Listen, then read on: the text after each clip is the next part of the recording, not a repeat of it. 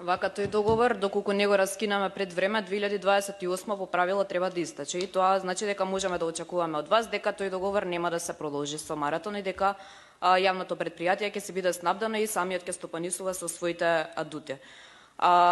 Исто така, во контекст на ова, би сакала да истакнам дека финансиските штети кои што би се предизвикале доколку пред време го раскинеме овој договор, не можеме да ги знаеме, бидејќи никој од нас, еве некој ако го знае, нека ми каже, меѓутоа никако не може да се најдат. Не знам дали го имате класифицирано, што имате направено, меѓутоа и од внатре и од надвор пробувавме да стигнеме до тој договор, никако не успеавме. И еве како советничко барање, барам да ми се достави тој договор заедно со сите анекси кои што се склучени после него, и бидејќи имам време, ќе апелирам за уште една состојба во паркот Сарај. Не знам дали сте биле таму, меѓутоа ето и таму имаме парк, кој што ме интересира дали градот Скопје има издадена ваква дозвола за поставување на реквизити, рингишпил, некој си квази, каде што во паркот ето, значи паѓаат ветер ги турка, ова воопшто ако може да се наречат реквизити, ова изгледа целосно небезбедно, а деца овдека се качуваат.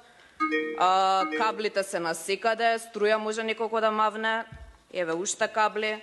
Ме интересира дали градот Скопје има излезано со инспекцијски надзор и дали воопшто има издадена дозвола за вакво нешто.